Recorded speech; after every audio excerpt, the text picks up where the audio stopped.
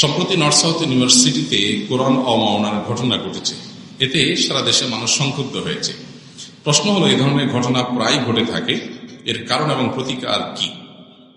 এ বিষয়ে আমরা আজকে জুমা পূর্ববর্তী খুতবা আলোচনা করেছি। মূলত আমাদের দেশে ধর্ম অবমাননা, এটাকে আরো পরিষ্কার করে বললে, সঠিকভাবে বলতে গেলে ধর্ম অবমাননা না, ইসলাম অবমাননা। কারণ অন্য ধর্মের অবমাননা সাধারণত হতে দেখা যায় না, ইসলামের অবমাননাটাই আমরা দেখি। তারপরে আমরা ধরে নিলাম ঠিক আছে, বিষয়টা সাধারণ ধর্ম অবমাননা। এটা আমাদের দেশে বিশেষ করে শিক্ষা প্রতিষ্ঠানগুলোতে যে প্রায় হয়, শিক্ষকরা পড়াচ্ছেন গণিত, উনি রাসূল সাল্লাল্লাহু আলাইহি ওয়াসাল্লামকে টেনে এনে তার চরিত্র নিয়ে আঘাত করে বসলেন। পড়ানো হচ্ছে সোশ্যাল সায়েন্স পড়ানোর নাম করে সেখানে নাস্তিক্যবাদ খাঁজে ভাজে ঢুকিয়ে সেটাকে এস্টাবলিশ করা হচ্ছে। এই বিষয়গুলো আমাদের দেশে দীর্ঘদিন থেকে হচ্ছে। একজন শিক্ষার্থী নিকাব হিজাব করে শিক্ষা প্রতিষ্ঠানে গেছেন, তাকে বলা হচ্ছে তুমি মাদ্রাসায় যাও নাই কেন, এখানে কেন আসছো? হিজাব করলে আর স্কুলে কেন আসছো? এক মুখে তারা বলবে মেয়েদেরকে উচ্চশিক্ষা শিক্ষিত করতে হবে, আবার আরেক মুখে তারা যখন মেয়েরা হিজাব নিকাব করে করতে আসবে বলবে তুমি এখানে কেন আসছো? এটাকে বলে মুনাফিকি, এটাকে বলে দ্বিচারিতা, এটাকে বলে ভণ্ডামি। এক মুখে বলবে মেয়েদেরকে বাসার বাহির করো, তাদেরকে শিক্ষিত করো, নারীর ক্ষমতায়ন করো। আরেক মুখে নারী যখন পড়তে আসবে বলবে বোরকা পরে আসছে কেন, তুমি মাদ্রাসায় যাও। তাহলে এটা মুনাফিকি ছাড়া কি? এক মুখে দুই কথা। ঠিক একইভাবে প্রত্যেকটা মানুষের স্বাধীনতা আছে, যার যা ইচ্ছা করবে, কিন্তু অপরদিকে যখন কোনো ছেলে দায় রাখবে, কলেজে পড়ে, ইউনিভার্সিটি পড়ে, তাকে ট্রল করা, তাকে কোণঠাসা করা, তাকে বিভিন্ন ট্যাগ দিয়ে তার প্রতি জুলুম করাটাকে হালাল করা, এটা আমাদের দেশে এক শ্রেণীর সুশীল, এক শ্রেণীর মিডিয়া এবং শিক্ষা প্রতিষ্ঠানে থাকা এক শ্রেণীর ঘাপটি মারা নাস্তিক, তাদের কাছে এই বিষয়গুলো খুবই যৌক্তিক মনে হয়। তো এই সমস্যাগুলো আসলে অনেক গভীরে, এই সমস্যাগুলোর গোড়া অনেক ভেতরে। মূলত কাঠামোগতভাবে সিস্টেমিক্যালি ইসলাম বিদ্বেষ আমাদের দেশে প্রতিষ্ঠিত আছে। এটা দূর করার জন্য আমাদের সংগ্রাম চালাতে হবে, চেষ্টা চালাতে হবে। এদেশের কোটি কোটি ধর্মপ্রাণ মানুষ হাতে গোনা কিছু তথাকথিত সুশীল নাস্তিকের হাতে জিম্মি হয়ে আছে, যারা বিদেশিদের বিভিন্ন এজেন্ডা বাস্তবায়ন করে আমাদের দেশের মানুষের মধ্যে। সেগুলোর ব্যাপারে আমাদের সোচ্চার হতে হবে, সতর্ক হতে হবে। কোন একটা কোরআন অবমাননা, নবী অবমাননা, ধর্ম অবমাননার বিষয়ে শুধু রিয়্যাক্ট করে আমরা দায়িত্ব সারলে হবে না, বরং সিস্টেমের মধ্যে যে ধর্ম অবমাননা আছে সেগুলো দূর করার জন্য সচেষ্ট হতে হবে।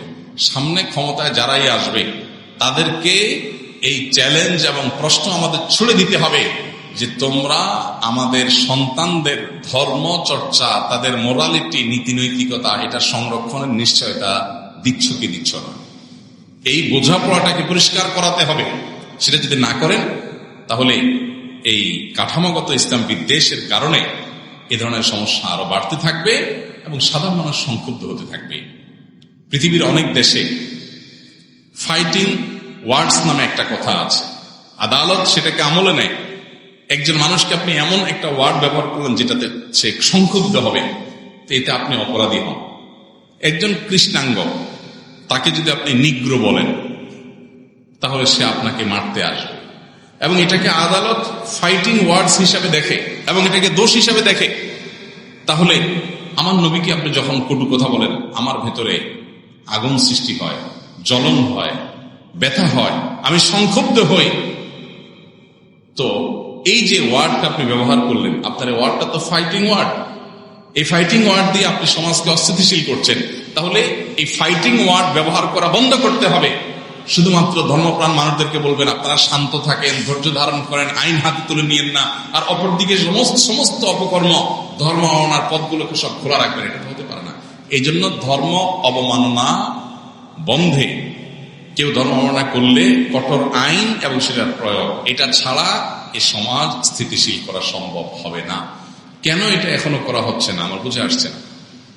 আপনি যদি চান সমাজটা স্থিতিশীল থাকুক, তাহলে অস্থিতিশীল হওয়ার পথটা বন্ধ করতে হবে। আপনি অস্থিতিশীল হওয়ার পথ খোলা রাখবেন, আর এদিকে মানুষকে বলবেন আপনারা শান্ত থাকেন, সবাই চুপচাপ থাকেন, ধৈর্য ধারণ করেন। এটা দ্বিচারিতা, এটা মুনাফিকি, এটা সাংঘর্ষিক। অতএব আমাদের দেশে এই যে কাঠামোগত ইসলাম বিদ্বেষ রাষ্ট্রের কাঠামোতে শিক্ষা প্রতিষ্ঠানের শিক্ষা ব্যবস্থার কাঠামোতে যে ইসলাম বিদ্বেষ খাঁজে ভাজে আছে। আপনি দেখুন 23 সালে যে স্কুলের বইগুলো হয়েছে, এমনকি এই বছর 2025-এ সঙ্গীত শিক্ষার যে বইগুলো ক্লাস 9-এ ক্লাস 7-এর এগুলো করা হচ্ছে, এবং এখন স্টিল নাও বর্তমানে শিক্ষা মন্ত্রণালয়ের ওয়েবসাইটে, পাঠ্যপুস্তকের সাইটে এখনো সেই বইগুলো আছে। আপনি চাইলে এখনো ডাউনলোড করতে পারবেন। এই বইগুলোর কাভার দেখেন, এই বইগুলোর কাভার হিন্দুদের কাভার। এগুলোর ভেতরের গানের কথা সবগুলো ভারতের মানুষের ধর্মবিশ্বাস এবং তাদের কৃষ্টি কালচারকে আমাদের উপরে চাপিয়ে দেওয়া হচ্ছে। এই যে কাঠামোগত ধর্মবিদ্বেষ বা ইসলাম বিদ্বেষ, এটার ফলশ্রুতিতে অনবরত সমাজ অস্থিতিশীল হচ্ছে। এটা বন্ধ করার জন্য এই কাঠামোগত ইসলাম বিদ্বেষ থামাতে হবে। সমাজের মানুষের চিন্তা দর্শন তাদের বিশ্বাসকে আঘাত করবে আর সমাজ স্থিতিশীল থাকবে, এটা কোনোদিনই আসলে সম্ভব না। এই জন্য এই পথগুলো বন্ধ করতে হবে। দায়ী রাখলো, টাকনোর উপরে প্যান্ট পরলো, আপনি তাকে জঙ্গি ট্যাগ দিয়ে দিলেন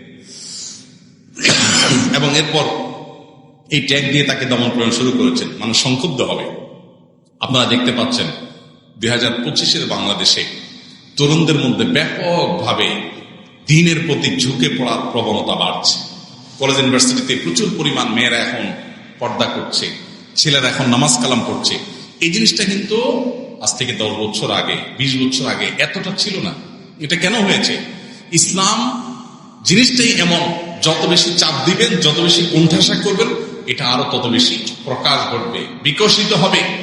অতএব গত 15 বছর যাবৎ, বিশেষ করে আরো স্পষ্ট করে বললে এই 50 বছর যাবৎ ঔপনিবেশিক যে আপনার কালচার আমাদের সমাজে ঝেঁকে বসেছিল, সেটার উপরে আমাদের সমাজ দাঁড়িয়ে থাকার কারণে আমাদের কাঠামোগত ধর্মবিদ্বেষ সব জায়গায় ছড়ানো আছে। ইসলামোফোবিয়া সব জায়গায় এটাকে ছড়িয়ে দেওয়া হয়েছে। অতএব এই জিনিসটা দূর করতে হবে। আপনি শিক্ষা দেন, শিক্ষার নামে সন্তানকে নাস্তিকবাদের দিকে আহ্বান করা, তার ধর্মবিশ্বাসে আঘাত করা, এটা যদি আপনি করেন তাহলে আপনি ধর্মপ্রাণ মানুষের সমাজে কখনো সাকসেস হবেন না। সমাজ আরো নষ্ট হবে, অস্থিতিশীল হবে। এবং সেই সাথে ধর্ম অবমাননার পথ বন্ধ করার জন্য কঠোর আইন এবং তার প্রয়োগ নিশ্চিত করতে হবে। তাহলে এ ধরনের অনভিপ্রেত এবং অনাকাঙ্ক্ষিত ঘটনাগুলো এমনি থেমে যাবে। আল্লাহ তাআলা আমাদের প্রিয় মাতৃভূমিকে শান্ত রাখুন, স্থিতিশীল রাখুন। আল্লাহ তাআলা আমাদের সমাজ, এই দেশকে ঘিরে বিদেশিদের যত ষড়যন্ত্র আছে, তারা আমাদেরকে অস্থিতিশীল করতে চায়, এখানকার মানুষকে অসহিষ্ণু প্রমাণ করতে চায়, তাদের সমস্ত ষড়যন্ত্রগুলোকে আল্লাহ তাআলা নস্যাৎ করে দিন। এর জন্য আমাদেরকে দায়িত্বশীল আচরণ করতে হবে। আমরা যদি দায়িত্ব জ্ঞানহীনের মতো আচরণ করি, তার পরিণতি আমাদেরকে বরণ করতে হবে। আল্লাহ আমাদেরকে তৌফিক দান করুন।